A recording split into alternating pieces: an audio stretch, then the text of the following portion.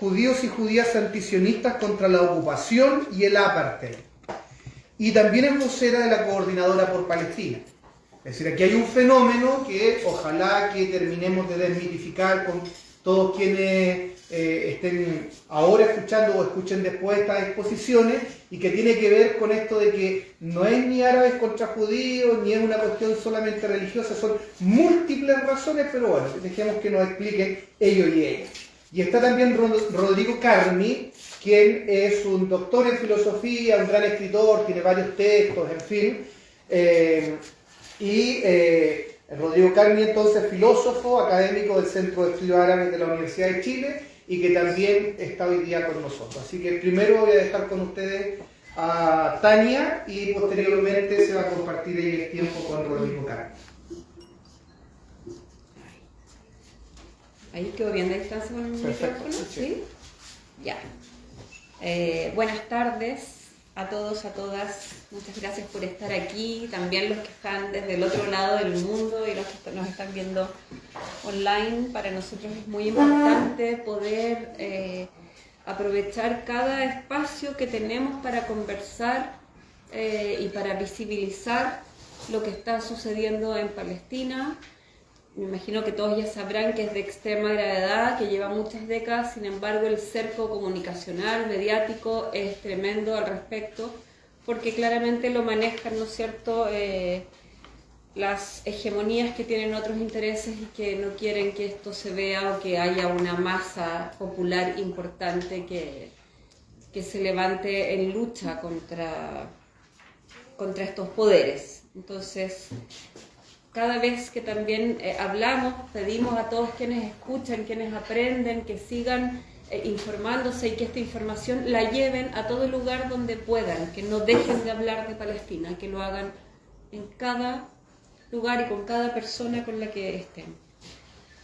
Ahora, yendo específicamente al tema, bueno, partir desde lo más, podríamos decir, básico, que sería decir que Palestina es una nación que tiene una larga historia de dominación colonial, ¿no es cierto? Primero estuvo bajo el dominio del Imperio Turco Otomano, luego de un protectorado inglés, y luego ya desde el año 1948 que se crea el Estado de Israel y pasa a estar ocupado ya en otras formas, con una ocupación en ese año comienza lo que este año podríamos decir se está consumando, ya que no fue un hecho que solo ocurrió ese año, que es la llamada Nakba. Para quienes no conocen este término, Nakba en árabe significa catástrofe. Es la catástrofe, sin embargo, a diferencia, por ejemplo, del término holocausto, que todos lo conocemos, muchas personas no saben lo que es la Nakba. Está invisibilizado como tal, ¿ya? No se conoce ese término.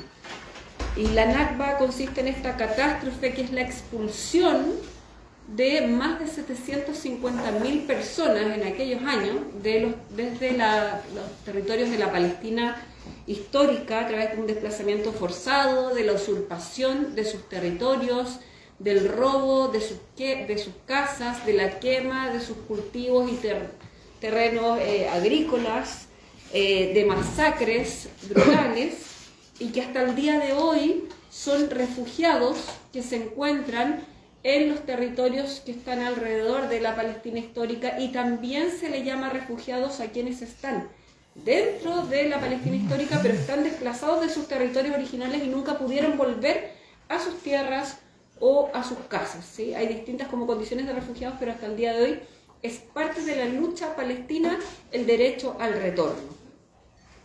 Por otra parte, en esos momentos comienza también lo que se llama limpieza étnica, que hoy ya está en su pic, por llamarlo de una forma, en su límite, pero esto ha sido algo que ha transcurrido durante más de 76 años, para continuar más adelante con el asedio de Gaza, cercando, ¿no?, esta zona especial que está frente al mar Mediterráneo, frente a los yacimientos de gas que mencionaba recién Abner, y que quedan completamente bloqueados como un campo de concentración a cielo abierto, sin posibilidad de moverse, excepto permisos muy excepcionales y muy difíciles de conseguir.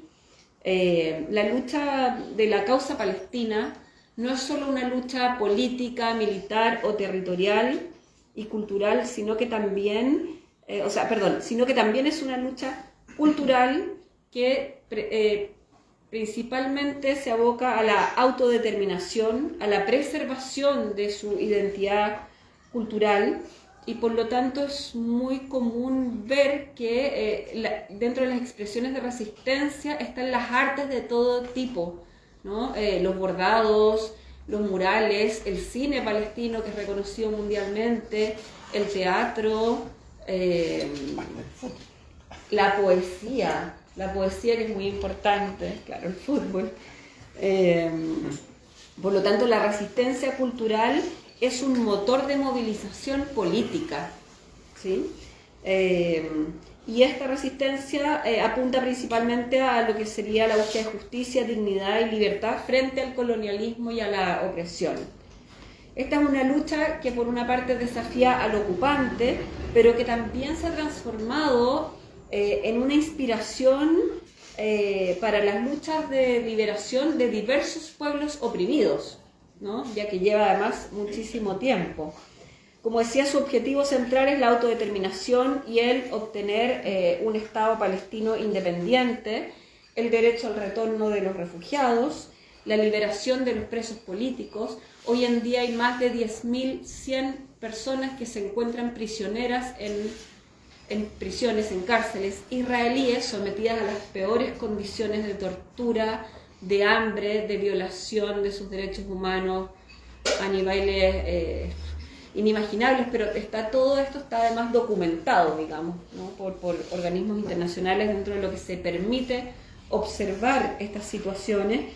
Y se estima que además en Gaza, en lo que va de corrido estos últimos 15 meses, desde que se intensificó el genocidio, se estima que pueden haber entre 7.000 a 22.000, no hay cifras claras, de personas que han sido secuestradas, desaparecidas y que pueden estar detenidas en estos campos de concentración que han creado, entre ellos este médico sobre el que especialmente se hablaba en estos últimos días, por ejemplo, en las redes sociales, que también son sometidos a torturas brutales. Por otra parte, se habla de distintas soluciones, ¿no? Está tal vez la más conocida, la que más hemos escuchado hablar, pero que es definitivamente una solución fallida, de la que se habla hace décadas, que es la solución de dos estados, que está demostrado que no es viable que Israel siga funcionando como el Estado que es en la actualidad al lado de Palestina, bajo esta forma y con su proyecto colonial, expansionista, de apartheid, etc. Por otra parte, se plantea una solución de un Estado binacional, multicultural, secular o laico, que vendría siendo como lo mismo en términos de concepto, y que tendría que implicar el fin al apartheid, la igualdad ante la ley para todos, el derecho al retorno de los refugiados palestinos y el cumplimiento del derecho internacional. Sin embargo, creemos, al menos nosotros desde la Coordinadora por Palestina y muchos movimientos palestinos que podríamos considerarnos como la resistencia internacionalista, digamos, que la solución no podemos plantearla nosotros, no somos quienes para venir a hablar de estas soluciones, sino que debe decidirla el pueblo palestino. El pueblo palestino es el que debe decidir su futuro de manera soberana y definir cómo quieren ellos organizarse, autodeterminarse. Por otra parte, mencionar que existe también, como en todo lugar, una diversidad ideológica, ¿sí?, de la resistencia. Por una parte, desde los años 60 se forma la OLP, la Organización de Liberación Palestina, que es un proyecto que logró articular la lucha por la liberación nacional, un proyecto secular y unitario que lideraba en aquellos tiempos Yasser Arafat, y que esa organización continúa hasta el día de hoy y es la que a través de una de las principales facciones, que es Fatah, terminó gobernando posterior a los acuerdos de Oslo lo que sería la zona de la Cisjordania a través de la Autoridad Palestina. Sin embargo, la OLP es a su vez como independiente de ello como proyecto. Por lo tanto, una posibilidad importante sería que se lograse fortalecer o retomar esta OLP, digamos, ¿no? Y separarse definitivamente de la Autoridad Nacional Palestina, y que las diversas facciones, que son 14, si no me equivoco, sí, que son 14, puedan lograr, digamos, que la OLP sea el único representante legítimo del pueblo palestino. Respecto a los acuerdos de Oslo, la creación de la ANP, como administrador del sionismo, prefiero pasarle el tema después a Rodrigo. Pero sí hablar que dentro de estas facciones hay movimientos que podríamos llamar más seculares o laicos, como decía yo hace un rato, como Fatah, que es el partido que por una parte está en una crisis también, ¿no? Tiene una parte que es como el partido político, que va más por el lado de lo político, de lo diplomático, está lo institucional, en los que se han hecho del aparato de este gobierno, que es una administración del sionismo en realidad. Pero también tiene una rama en la resistencia. Prácticamente todo lo que son las facciones, que es como los partidos políticos, tienen sus alas o ramas armadas, militares. Y Hamás, por otra parte, que tiene una orientación islamista y que tiene un rol prominente en la zona de la Franja de Gaza. Sin embargo, ya está también en Cisjordania, y esta situación podría ir cambiando porque principalmente esta diversidad ideológica respecto a las estrategias de resistencia podría ser disputada en momentos en que Cisjordania ahora se vea bajo una amenaza real, que siempre ha estado, ¿no? Pero ya hay una declaración concreta en estos últimos días de terminar de anexarlo todo, de anexar toda la Cisjordania, y una actitud desde los primeros días de enero que ya se destapa, o podríamos decir pasa a ser descarada por parte de la Autoridad Nacional Palestina, ¿no? De atacar directamente a sus ciudadanos, perseguirlos, entregarlos a la ocupación, asesinar incluso ciudadanos palestinos, perseguir a la resistencia. Por lo tanto, es muy probable que esa configuración cambie. Respecto del sionismo, y tal vez un poco para aclarar por si hubieran ahí algunas dudas, lo que planteó Abner al inicio, de que yo no soy palestina, si bien soy militante de la causa palestina hace más de 10 años, soy judía antisionista, y eso a veces causa mucha confusión a algunas personas.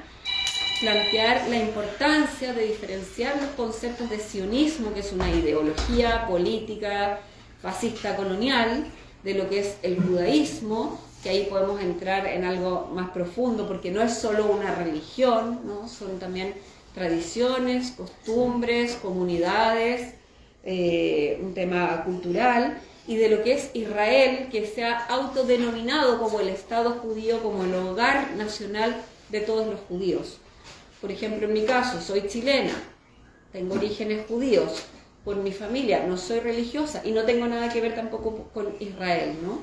Pero cualquier crítica a la vez hacia Israel por parte de cualquier persona, ¿no es cierto?, se interpreta como antisemitismo, que ahí entramos en otro concepto que es el de semita, que tiene que ver con las lenguas, ni siquiera es un tema que tiene que ver con raza y sea de algún modo racializado. Los judíos tampoco somos una raza, ni somos un pueblo, ¿ya? Entonces, los judíos que a la vez somos críticos del Estado de Israel, es como que somos unos parias, traidores, de más o menos Israel como que fuera nuestro país, que no es nuestro país tampoco, ¿no? Entonces quería aclarar un poco eso para que se entienda que habemos muchos, no la mayoría lamentablemente, pero habemos muchos personas de orígenes judíos que estamos totalmente en contra de las políticas y las prácticas del Estado de Israel, estamos en contra, algunos, no todos, del derecho a existir de Israel como Estado, como un Estado colonial, racista, fascista, que eso no significa esa interpretación que tienen algunos cuando, por ejemplo, también se usa este lema que se dice Palestina libre desde el río hasta el mar, no significa que queremos, no sé si existe el verbo, genocidar a los israelíes, porque no somos como ellos, ¿no? Creemos en la posibilidad de que convivan personas en un mismo lugar, pero personas que respeten los derechos humanos, el derecho internacional, que no practiquen el apartheid. Y el que no está dispuesto a eso, por supuesto, tiene que marcharse de ese lugar.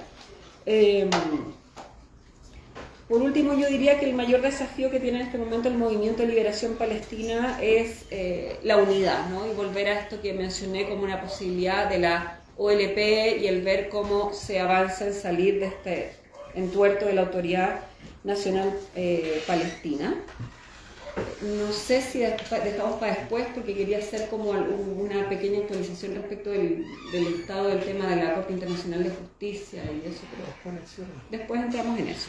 Ok, y lo último, si me das un minuto, es una partecita que la quiero leer porque no quiero que se me vaya, una parte que es una última conclusión que yo tenía, que es: la lucha palestina nos demuestra que la resistencia política no puede separarse de la cultural. Es un proyecto integral que busca garantizar la continuidad histórica de un pueblo que, a pesar del despojo y la violencia, sigue existiendo y resistiendo. La prueba a la que está sometida Palestina no es solo una cuestión de resistencia local, sino un laboratorio de la capacidad humana para enfrentar la opresión de manera colectiva y con solidaridad internacionalista. La liberación de Palestina no es solo de los palestinos, sino que forma parte de la lucha mundial contra el colonialismo, el fascismo y el capitalismo despiadado. Este es un laboratorio de resistencia que prueba hasta dónde podemos soportar, hasta qué punto nuestra humanidad es capaz de decir basta y levantarse contra los grandes poderes que hoy nos oprimen. El avance de la máquina imperialista, que abarca el sionismo, el fascismo, el capitalismo destructivo, solo puede detenerse mediante una sublevación potente y organizada, una revolución popular que sea capaz de construir nuevos modelos de organización social basados en la justicia, la solidaridad y el buen vivir. Nos queda un solo camino: alzarnos en una intifada internacional, organizarnos y prepararnos para luchar por un futuro libre y justo para todos los pueblos oprimidos. Eso. Muchas gracias.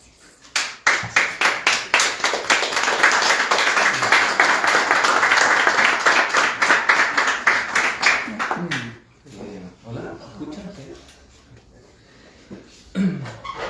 Bueno, también buenas tardes, y también quiero decir que estoy muy contento de estar acá, en la casa de Miguel. Y voy a ser lo más preciso posible porque entiendo que el tiempo siempre está en nuestra contra. Bueno, la primera cuestión, a modo de introducción, 2 puntos. La introducción del capitalismo en Medio Oriente pasó por la creación de los estados árabes modernos. Primera cosa, los estados árabes modernos fueron configurados a partir de la división territorial que las potencias coloniales establecieron. ¿Sí? Primera cuestión. Esa es la introducción del capitalismo en Medio Oriente. Segunda cuestión, en el caso palestino, la configuración del Estado-Nación fue básicamente en razón de impulsar no al movimiento nacional palestino, sino al movimiento sionista que venía de Europa desde el principio del siglo XX. Eso fue apoyado militar, financiera y políticamente por Gran Bretaña y por el Imperio Austrohúngaro en general, pero sobre todo Gran Bretaña, que termina básicamente despidiéndose de Palestina como potencia colonial y dejando y relevando su dominio, ¿no?, a la creación del Estado sionista en el año 1948. ¿Ya? En ese sentido, la cuestión palestina no es un problema religioso, no es un problema que concierne a fuerzas equivalentes en disputa, sino que básicamente es un problema de colonización que sigue vigente desde hace más de 100 años, porque se considera de alguna manera la colonización británica, que inicia en 1917 y se perpetúa con la colonización israelí hasta el día de hoy. ¿Ya? Tercera cuestión, a modo de introducción: esa colonización no es una colonización que tenga un concepto civilizatorio, en el sentido de incluir a los nativos en un imaginario metropolitano, es decir, civilizar a los bárbaros, ¿ya? Sino que más bien, ¿ahí se escucha mejor? No, algo pasó. Pero dale nomás porque allá está funcionando bien. Acá no. Dale. Bueno, el tipo colonialismo básicamente no es un colonialismo que incluye a las masas, que pretende incluir a las masas nativas, digamos, dentro del imaginario metropolitano, sino más bien es un tipo de colonialismo que se asemeja mucho al colonialismo norteamericano, que consiste básicamente en la expulsión de las masas nativas. ¿Ya? Por eso el colonialismo sionista no ha hecho otra cosa más que aniquilar y expulsar de su territorio al pueblo palestino. ¿Ya? Voy a 3 puntos, ahora que hice la introducción, ¿no? El primer punto es el concepto de nación, que lo comentaba Abner para discutirlo. ¿Ya? Frecuentemente se piensa, de manera reflexiva o apurada, o presupuesta en realidad, de que los palestinos tienen un concepto de nación equivalente al concepto europeo de nación que se estableció básicamente en el siglo XIX y que consiste en una concepción cultural única respecto de la cual todos tienen que de alguna manera responder, toda la población tiene que responder a ese concepto de nación. ¿Ya? En realidad, ese concepto de nación decimonónico, ese concepto de nación del siglo XIX, es el concepto que tiene el sionismo, donde solo se puede ser un connacional en la medida en que eres un judío étnicamente establecido. ¿Ya? Pero no puedes ser un connacional si no eres judío. ¿Sí? El sionismo tiene una concepción decimonónica de la nación y por lo tanto homogeneizante de la población. El problema es que en esta región, tradicionalmente, por miles de años, los imperios, etc., siempre consideraron una concepción múltiple de las culturas que habitaban, las lenguas que se hablaban y las religiones que se practicaban, ¿no? Entonces el sionismo constituye una anomalía completa en la región en la medida en que homogeneiza, ¿no?, un espacio cultural y poblacional que históricamente era diverso y ha sido diverso. En contra, la noción palestina de nación nunca se articuló en función de una dimensión étnica específica, porque tradicionalmente Palestina ha estado poblada no solamente por una diversidad religiosa, cristianos, judíos palestinos, ¿no? Jesucristo era un judío palestino, ¿ya? Judíos, ¿no? Judíos árabes en general, ¿no? Musulmanes, por supuesto, chiitas, suníes, drusos, etc. Hay una diversidad religiosa, una diversidad cultural, y la concepción de nación palestina supone esa diversidad, esa pluralidad. Por lo tanto, de alguna manera, no es el concepto palestino de nación el reverso del concepto sionista de nación, dado que el concepto sionista de nación sigue siendo decimonónico, estrecho, homogenizante, y en cambio el concepto palestino de nación es amplio y múltiple. ¿Ya? ¿Por qué es relevante esto? La OLP en los años 60 propuso la creación de un Estado laico y democrático en igualdad de derechos, sin prerrogativa alguna de una religión, etnia o cultura en particular, ¿no? Hoy día, si ustedes leen la declaración de Hamás del año 2017, que es una declaración completamente distinta respecto de la del año 87 y del año inmediatamente de los años 90, la del año 2017 Hamás tiene una concepción del Estado en que es un Estado, entre comillas, islámico, pero con presencia de comunidades religiosas y lingüísticas diversas que tienen igualdad de derechos. Es decir, Hamás está proponiendo en esta articulación de liberación nacional una noción de la nación muy parecida a la que articulaba la OLP en los años 60. ¿Ya? Por supuesto, no hay que defender a Hamás, hay que defender el etos amplio y múltiple, ¿no?, del concepto nacional palestino. ¿Ya?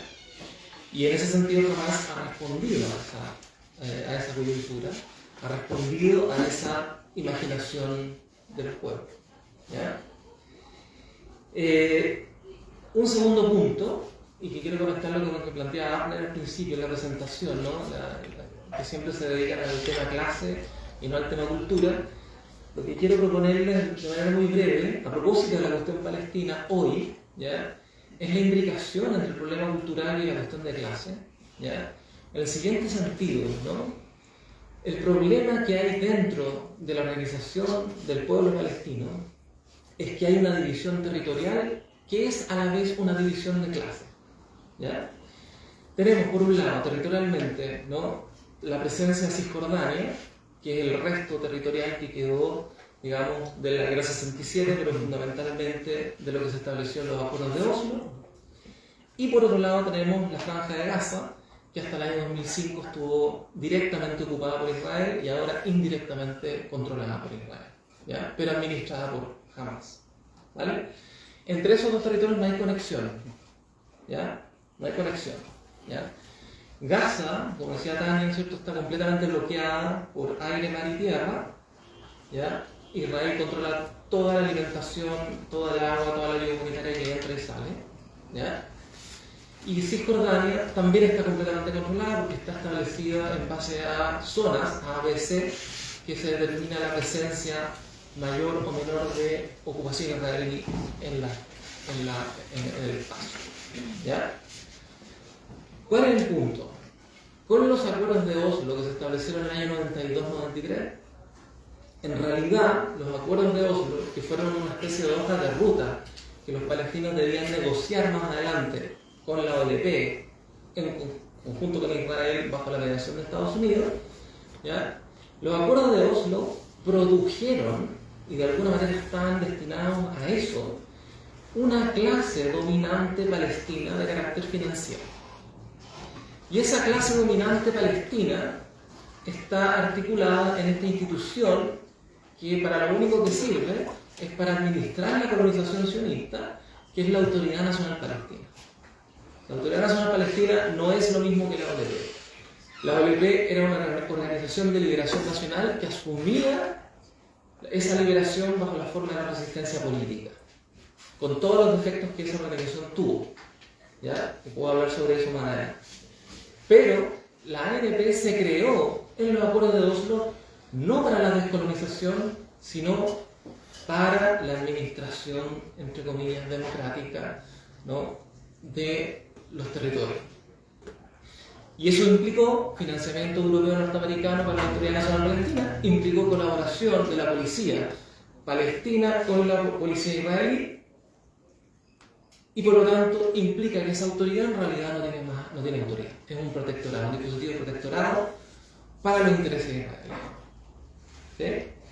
Entonces, lo relevante es que la lucha por la liberación nacional palestina está intrínsecamente dividida por una transversalidad de clase, donde evidentemente hay una diferencia de clase entre los que habitan Gaza y los que habitan Cisjordania, en la medida en que estos últimos están administrados por la Autoridad Nacional Palestina, que chorrea plata hacia abajo, a pesar de la economía totalmente bloqueada que tiene en virtud de la ocupación.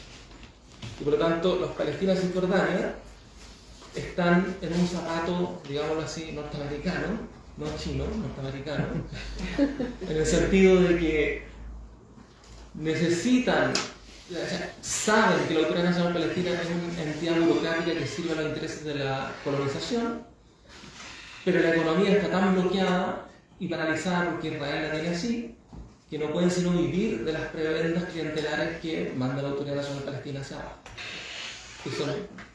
que son millones de dólares, ¿sí? Entonces, es un problema. Y por eso también decía lo que ocurrió en las últimas semanas cuando la Autoridad Nacional Palestina mandó a que Al Jazeera se clausurara, porque Al Jazeera está justamente mostrando la represión que la Autoridad Nacional Palestina ejercía sobre los propios militantes palestinos, ¿ya?, haciéndole la pega a Israel, ¿no?, en una ocupación indirecta, básicamente. Termino con esto. ¿Por qué? Esta es la razón, esta diferencia de clase es la razón de por qué los movimientos islamistas, y particularmente Hamas, ¿no?, conjuntamente con el Frente Popular y otros movimientos marxistas de la Franja de Gaza, ¿no?, asumieron el etos de la resistencia. Porque si el nacionalismo fue revolucionario en los años 60, terminó cooptado por la fuerza imperial al producirse y constituirse esta institución de clase, que es la Autoridad Nacional Palestina, que ya no tiene como horizonte la descolonización, y por lo tanto ese horizonte se desplazó hacia Hamas y las pequeñas fuerzas, los pequeños movimientos de resistencia que están en la Franja de Gaza, entre ellos el Frente Popular, que es un frente maoísta. ¿Ya? Termino con esto. La cuestión de la resistencia. Yo diría que el pueblo palestino ha tenido múltiples formas de resistencia, distintas formas de resistencia. Una forma cultural de resistencia que está presente a nivel global, partiendo por la comida.